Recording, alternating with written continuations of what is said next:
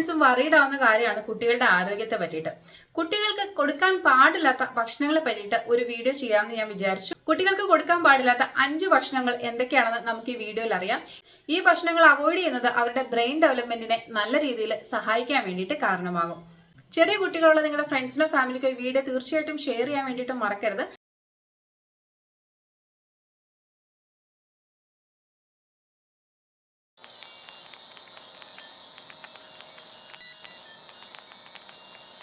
കുട്ടികളുടെ ഡെവലപ്മെന്റിനും വളർച്ചയ്ക്കും ധാരാളം ന്യൂട്രിയൻസ്, മിനറൽസ്, അതുപോലെ തന്നെ വൈറ്റമിൻസ് എല്ലാം തന്നെ അത്യാവശ്യമാണ്.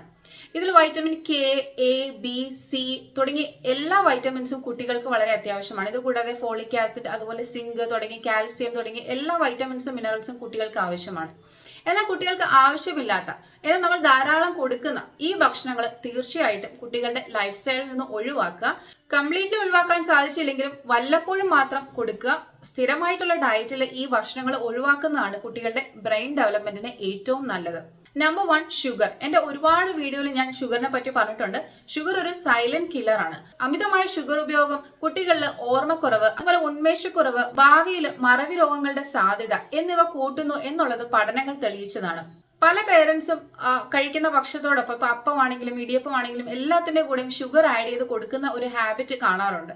ഇത് വലുതാകുമ്പോൾ അവരിത് കണ്ടിന്യൂ ചെയ്ത് പോകുന്നുണ്ട്. അപ്പൊ അതുകൊണ്ട് തീർച്ചയായിട്ടും ഭക്ഷണത്തോടൊപ്പം ഷുഗർ കഴിക്കുന്ന ശീലം കംപ്ലീറ്റ്ലി അവോയ്ഡ് ചെയ്യുക. അതുപോലെ തന്നെ ജ്യൂസസ് കൊടുക്കുമ്പോൾ ജ്യൂസിലും ഒരുപാട് ഷുഗർ ഇട്ട് കൊടുക്കുന്നത് അവോയ്ഡ് ചെയ്യുക. ഷുഗർ ഒരുപാട് കഴിക്കുന്നത് നമ്മുടെ ഹാപ്പി ഹോർമോൺ ആയ ഡോപ്പാമിൻ സെക്രീറ്റ് ചെയ്യാൻ വേണ്ടിയിട്ട് കാരണമാവും. അപ്പൊ നമുക്ക് പിന്നെയും ഷുഗർ കഴിക്കണം എന്നുള്ളൊരു ടെൻഡൻസി കുട്ടികളിൽ ഉണ്ടാവാറുണ്ട്. അപ്പൊ അതുകൊണ്ട് തീർച്ചയായിട്ടും ഷുഗർ കുറച്ച് ഗ്രാജുവലി അവരുടെ ലൈഫ് സ്റ്റൈലിൽ തന്നെ മാറ്റുന്നതാണ് ഏറ്റവും നല്ലത്. ഇത് തീരെ സാധിക്കുന്നില്ലെന്നുണ്ടെങ്കിലും മിതമായ രീതിയിൽ മാത്രം ഷുഗർ കുട്ടികളിൽ കൊടുക്കാൻ വേണ്ടി ശ്രദ്ധിക്കുക. ധാരാളം ക്യാൻഡീസും ചോക്ലേറ്റ്സും ഒക്കെ കുട്ടികളുടെ ഡയറ്റിൽ നിന്ന് ഒഴിവാക്കുന്നതാണ് നല്ലത്. ഹോർലിക്സ്, ബൂസ്റ്റ്, ബോൺവിറ്റ പോലുള്ള പൊടികളിലേക്ക് ബാക്ക് സൈഡിൽ എടുത്ത് നോക്കിയാൽ കാണാം, ഇതിലൊക്കെ ഒരു 35% ഷുഗർ അടങ്ങിയിട്ടുണ്ട്. അതായത് ബോട്ടിലിന്റെ ഒരു 1/4 ഭാഗത്തിൽ കൂടുതൽ ഭാഗം ഷുഗർ തന്നെയാണ് അടങ്ങിയിരിക്കുന്നത്. അപ്പൊ ഇങ്ങനത്തെ ഫുഡുകൾ തീർച്ചയായിട്ടും ഡയറ്റിൽ നിന്ന് ഒഴിവാക്കുക. വല്ലപ്പോഴും ഒക്കെ കൊടുക്കുന്നതുകൊണ്ട് കുഴപ്പമില്ല, പക്ഷെ ഇതൊരു ഡെയിലി ഹാബിറ്റ് ആയിട്ട് ഡെയിലി കൊടുക്കേണ്ട കാര്യമില്ല. നോർമൽ ആയിട്ടുള്ള ഭക്ഷണത്തിൽ നിന്ന് തന്നെ ആവശ്യത്തിനുള്ള മിനറൽസും വൈറ്റമിൻസും ഒക്കെ കുട്ടികൾക്ക് കിട്ടും. അതുകൊണ്ട് ഹെൽത്തി ഫുഡുകൾ പ്രിഫർ ചെയ്യുക ഇങ്ങനത്തെ ആർട്ടിഫിഷ്യൽ ഫുഡുകൾ കൊടുക്കുന്നതിന് പകരം. നമ്പർ 2, പെപ്സി, കൊക്കക്കോള പോലെ ഉള്ള ഡ്രിങ്കുകൾ. ഞാൻ എന്റെ പല വീഡിയോസിലും പറഞ്ഞിട്ടുണ്ട്. ഇതുപോലുള്ള കാർബണേറ്റഡ് ഡ്രിങ്കുകൾ, അതുപോലെ ഫ്രക്ടോസ് കോൺ സിറപ്പുകൾ അടങ്ങിയ ഡ്രിങ്കുകൾ ഒക്കെ തന്നെ വലിയ രീതിയിൽ ആരോഗ്യ പ്രശ്നങ്ങൾ ഉണ്ടാക്കുന്നുണ്ട്. അപ്പൊ ഇങ്ങനത്തെ ഡ്രിങ്കുകൾ കംപ്ലീറ്റ്ലി ഡയറ്റിൽ നിന്ന് മാറ്റുക. ഇത് പല്ലിന്റെയും എല്ലിന്റെയും ആരോഗ്യത്തെയും അതുപോലെ തന്നെ ജനറൽ ആയിട്ടുള്ള ഹെൽത്തിനെയും വളരെ മോശമായ രീതിയിൽ ബാധിക്കും. ഇത് കൂടാതെ ബ്രെയിൻ ഡെവലപ്മെന്റിനെ കുട്ടികളെ ഇത് വളരെ മോശമായ രീതിയിൽ അഫക്ട് ചെയ്യാനുള്ള സാധ്യതയുണ്ട്. അപ്പൊ അതുകൊണ്ട് തീർച്ചയായിട്ടും ഇങ്ങനത്തെ ഫുഡുകൾ കുട്ടികളുടെ ഡയറ്റിൽ നിന്ന് കംപ്ലീറ്റ്ലി അവോയ്ഡ് ചെയ്യുക. മാസത്തിൽ ഒരിക്കലോ ഒക്കെ കഴിക്കുന്നതുകൊണ്ട് കുഴപ്പമില്ല, പക്ഷെ എല്ലാ തവണയും പുറത്തു പോകുമ്പോൾ ആഴ്ചയിൽ 2-3 തവണയോ അതോ അതിൽ കൂടുതൽ തവണയോ കഴിക്കുന്നത് ഗുരുതരമായുള്ള ആരോഗ്യ പ്രശ്നങ്ങളിലേക്ക് കുട്ടിയെ കൊണ്ടെത്തിക്കാനുള്ള സാധ്യതയുണ്ട്. അതുകൊണ്ട് തീർച്ചയായിട്ടും അതുപോലുള്ള ഡ്രിങ്ക്സുകളും ഒക്കെ ഒഴിവാക്കുന്നതാണ് ഏറ്റവും നല്ലത്. ഈ മാസത്തിൽ ഒരിക്കലോ അല്ലെങ്കിൽ 2 മാസം കൂടുമ്പോൾ ഒരിക്കലോ ഒക്കെ കഴിക്കുന്നതുകൊണ്ട് കുഴപ്പമില്ല, പക്ഷെ സ്ഥിരമായിട്ട് ഉള്ള ഡയറ്റിൽ ഇത് ഉപയോഗിക്കരുത്. Number 3, refined oil. Sunflower refined oil എന്നൊക്കെ പറഞ്ഞിട്ട് പലതരത്തിലുള്ള റിഫൈൻഡ് ഓയിലുകൾ മാർക്കറ്റിൽ ഇറങ്ങുന്നുണ്ട്. ഈ ഓയിലുകളൊക്കെ തന്നെ നമുക്ക് വലിയ രീതിയിലുള്ള ഗുരുതരമായിട്ടുള്ള ആരോഗ്യ പ്രശ്നങ്ങൾ കുട്ടികളിലും മുതിർന്നവരിലും ഉണ്ടാക്കുന്നുണ്ട്. അപ്പൊ റിഫൈൻഡ് ഓയിൽ കമ്പൽസറി ആയിട്ട് നമ്മുടെ ഡയറ്റിൽ നിന്ന് ഒഴിവാക്കുക. റിഫൈൻഡ് ഓയിലുകൾ യൂസ് ചെയ്യുന്നതിന് പകരം കോൾഡ് പ്രസ് ആയിട്ടുള്ള ഓയിലുകൾ യൂസ് ചെയ്യാം. പണ്ട് നമ്മുടെ നാട്ടിലൊക്കെ ആട്ടിയ വെളിച്ചെണ്ണ യൂസ് ചെയ്യായിരുന്നു. ഇതിനെയാണ് കോൾഡ് പ്രസ്ഡ് ഓയിൽ എന്ന് പറയുന്നത്.